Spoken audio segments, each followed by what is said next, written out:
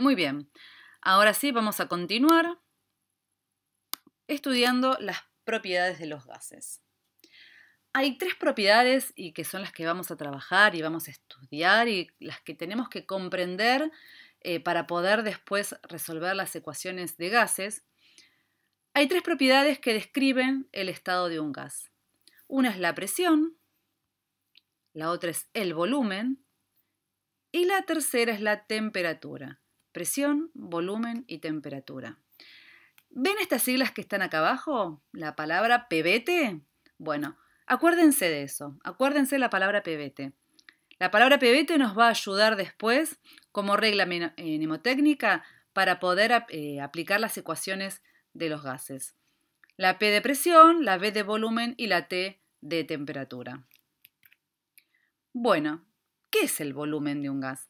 Ya hemos visto y hablado de volumen y sabemos que es el espacio que ocupa un cuerpo o la materia o una sustancia en el espacio.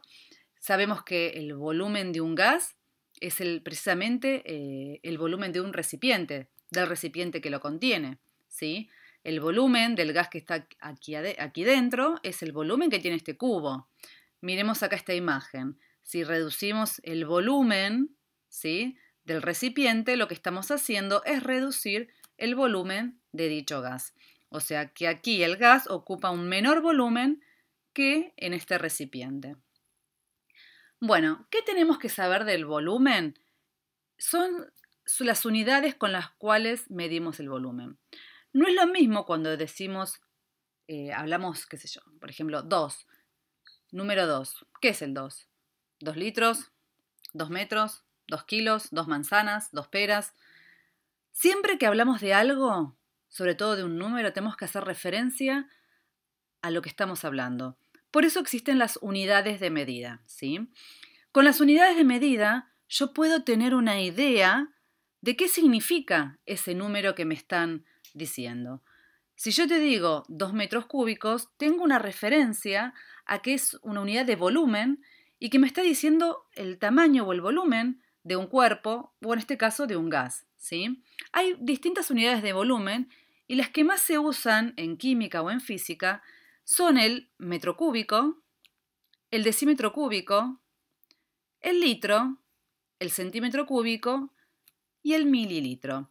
Muchas de ellas seguramente las habrán escuchado hablar, sobre todo el litro, cuando compran Coca-Cola y compran una botella de 2 litros o 1,5 litros, ¿sí? Lo mismo el mililitro o el centímetro cúbico. Tanto el mililitro como el centímetro cúbico indican lo mismo. 2 mililitros son 2 centímetros cúbicos. Por ejemplo, en esta botella de Coca-Cola, que tiene 254 mililitros de Coca-Cola, decir que tiene 254 mililitros de Coca-Cola es lo mismo que decir que tiene 254 centímetros cúbicos de Coca-Cola. Si ustedes se ponen a fijar en sus casas, todas las botellas y todos los envases, cuando son líquidos, vienen, las unidades que se utilizan son las de volumen. Van a ver que si buscan en cajas o en latas de productos sólidos, en realidad las unidades que se utilizan son las de peso. Bueno, las unidades que miden el volumen, entonces dijimos metro cúbico. Bueno, acá también tenemos otra equivalencia. Litro y decímetro cúbico es lo mismo. Y otra equivalencia que tienen que saber, porque en las ecuaciones o en los problemas que tengan que hacer más adelante suelen aparecer, es la equivalencia entre litro y centímetro cúbico. Por lo general trabajamos con centímetros cúbicos en las ecuaciones de física. Así que si tenemos las unidades en litro, tendremos que pasarlas, por ejemplo, a centímetro cúbico o mililitro, que dijimos anteriormente que era lo mismo. Entonces, 1 litro son 1000 centímetros cúbicos. O sea que 1 litro son 1000 mililitros. Ustedes ya en matemática han estudiado cómo es el pasaje de unidades, ¿sí? Así que bueno, tienen que saber cómo son los pasajes de unidades y algunas equivalencias como por ejemplo la de litro y centímetro cúbico o la de litro y decímetro cúbico. Si habíamos dicho que 1 litro es 1 decímetro cúbico, entonces si queremos pasar 1 decímetro cúbico a centímetro cúbico es también 1000 centímetros cúbicos, ¿sí? O sea, un decímetro cúbico son 1000 centímetros cúbicos. Me parece que los estoy mareando un poco. Bueno, lo importante es que les quede grabado que un litro, porque son las unidades que más utilizamos, son 1000 centímetros cúbicos. Y que hablar de mililitro o centímetro cúbico es lo mismo, y que hablar de litro y decímetro cúbico también.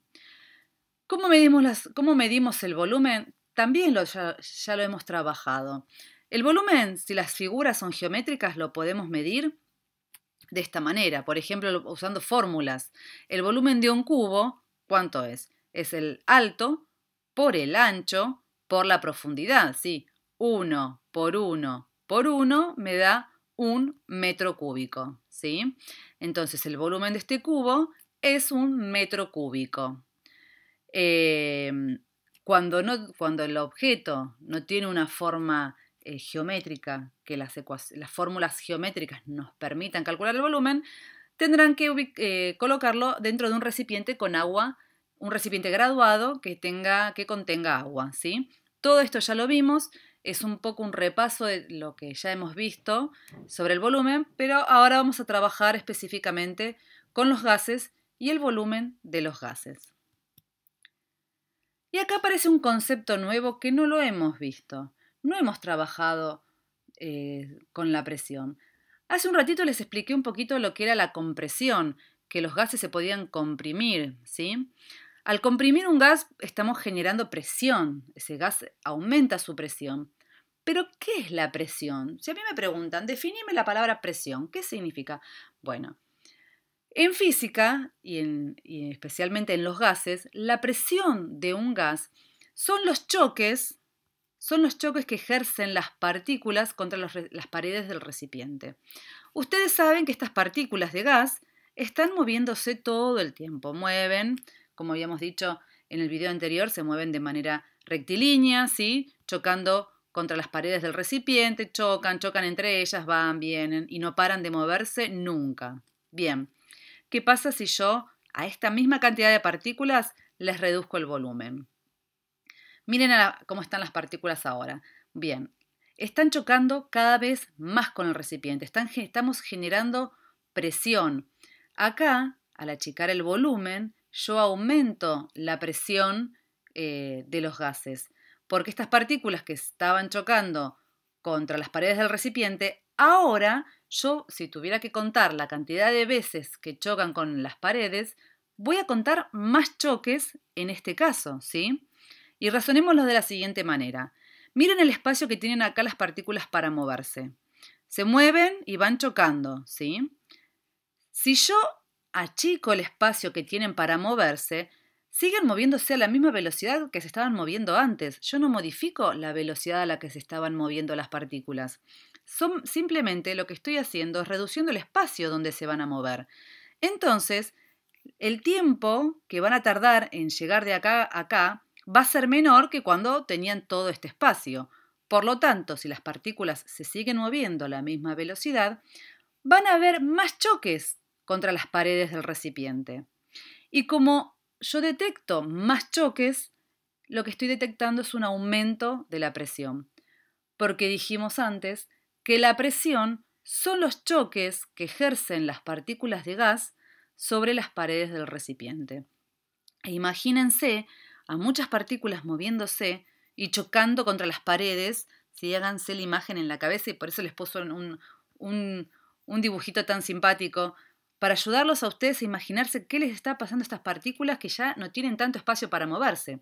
Entonces van a chocar más contra las paredes del recipiente. Bien, por el caso contrario, si yo aumentara el volumen de este recipiente, si este recipiente lo agrando, ¿qué va a pasar? Piensen ustedes, ¿qué pasaría si yo agrando el volumen del recipiente? ¿La presión va a aumentar o va a bajar? Bueno, muy bien. Todos aquellos que pensaron que va a bajar está muy bien. ¿Y por qué baja la presión? Y porque estas partículas que se estaban moviendo por dentro de este recipiente ahora tienen mucho más recorrido para hacer antes de chocar con las paredes, ¿sí? En conclusión, vamos a detectar que si yo agrando el volumen de este recipiente, voy a detectar menor cantidad de choques de las partículas contra las paredes de ese recipiente, ¿sí? Por lo tanto, detecto una menor presión. Bueno, espero que el concepto de presión haya quedado claro. A veces no es tan fácil imaginarse qué es en sí la presión, aunque usamos la palabra presión habitualmente cuando nos sentimos presionados, cuando alguien nos aprieta, no sé, un brazo y nos genera presión, ¿sí? Es algo similar a todo eso que nos imaginamos. Son esas partículas chocando cada vez más fuerte contra las paredes del recipiente porque no tienen espacio para poder moverse. Iba a decir libremente, pero no es la palabra correcta, sino que no tienen tanto espacio para poder moverse. Entonces, se mueven a la misma velocidad y por lo tanto chocan más seguido contra las paredes. Bueno, espero que les haya quedado claro.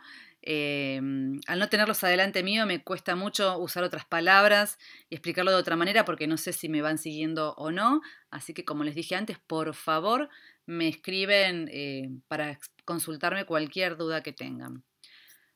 La presión también tiene unidades de medida, por supuesto. ¿Cuáles son esas unidades de medida? Y por ahí les suenan, no les resulten tan familiar como las de volumen. Los pascales, los bares, los milímetros de mercurio, ¿sí? Y las atmósferas. ¿Cuáles son las que vamos a usar en físico-química para hacer las ecuaciones de gases? Son las atmósferas.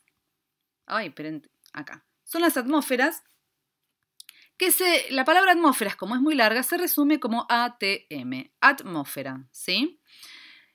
El equivalente que tienen que conocer, porque muchas veces la información me la dan en milímetros de mercurio, es que una atmósfera equivale a 760 milímetros de mercurio.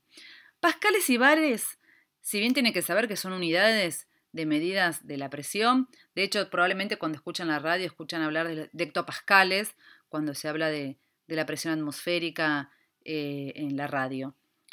Pero bueno, nosotros vamos a trabajar generalmente con milímetros de mercurio y atmósferas, siendo las atmósferas la unidad de medida que utilizamos en las ecuaciones.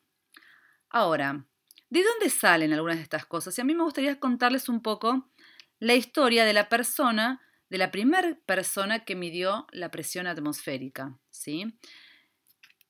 Y, bueno, esperen, no me voy a adelantar. Antes de explicarles quién fue la persona o cómo midió por primera vez la presión atmosférica, hay algo que es muy importante y que tienen que saber, y que si bien creo que lo hemos hablado cuando, en algún momento de los videos lo he mencionado,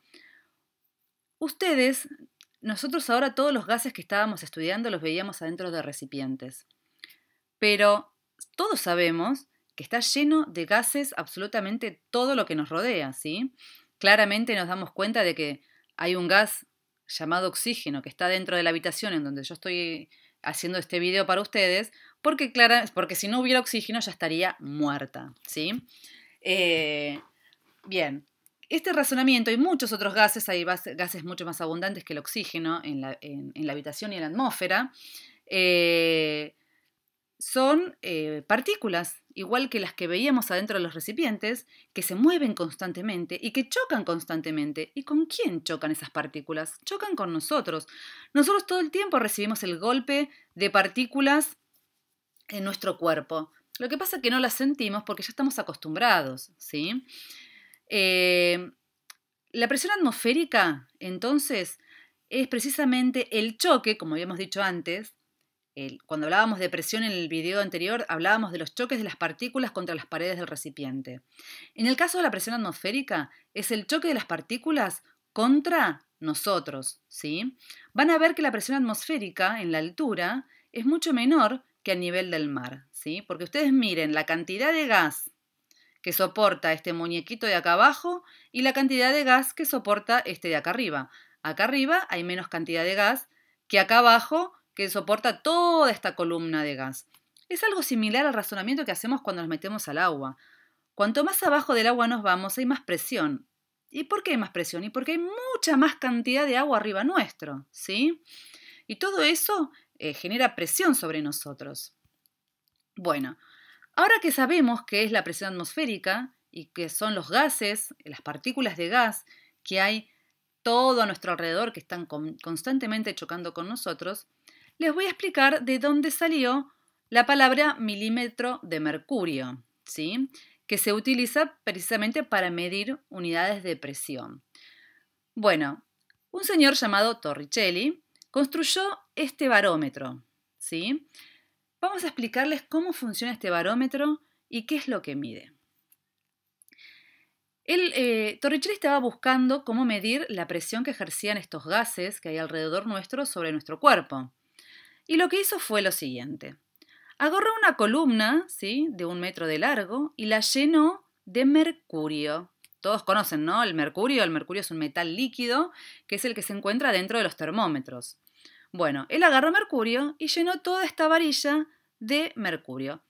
Luego le tapó la puntita esta porque estaba abierta, lo dio vuelta, giró esta varilla de 1 metro, la giró y tratando de que no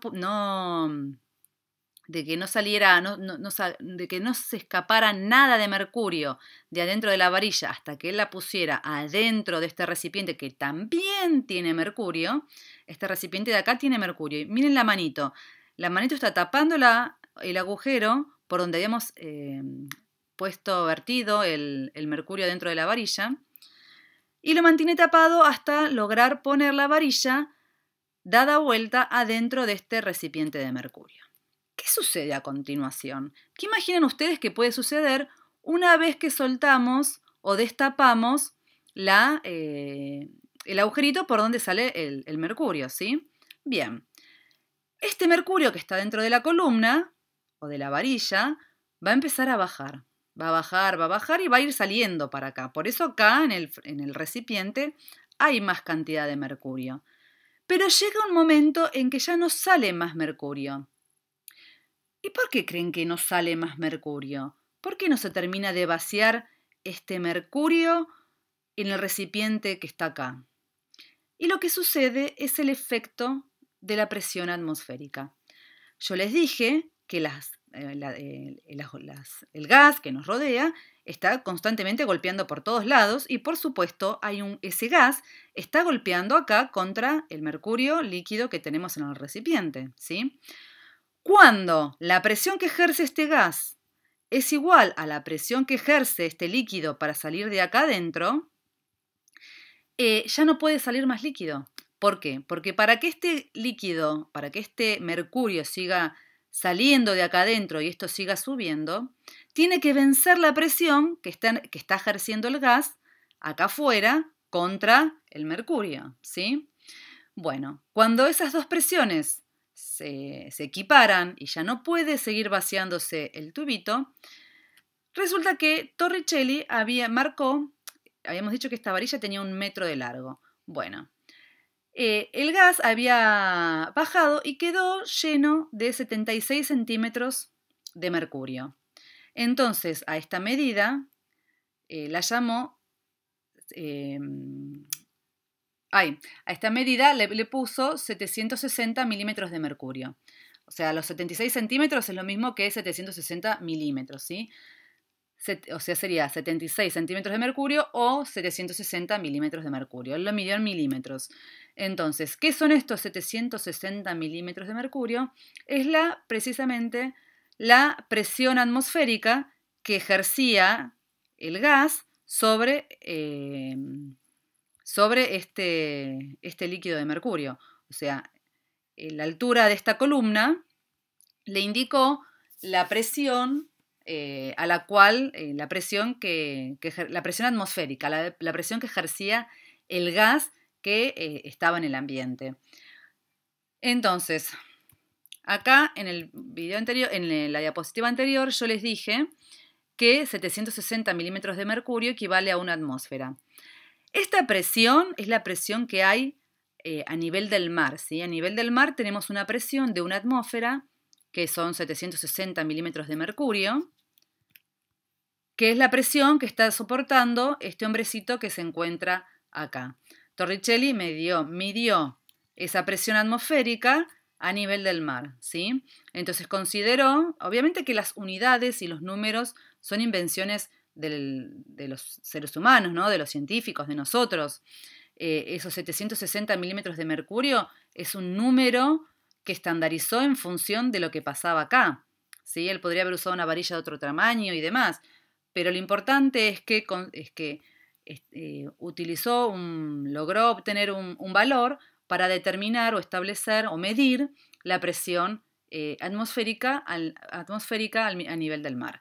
Si nosotros nos vamos con este barómetro a la montaña y subimos acá arriba, donde está este hombrecito de acá, van a ver que esta columna de mercurio va a llegar a más abajo, la presión es menor, ¿sí? Dijimos que hay menos gases, por lo tanto, van a haber menos gases chocando contra este líquido que está acá en el recipiente.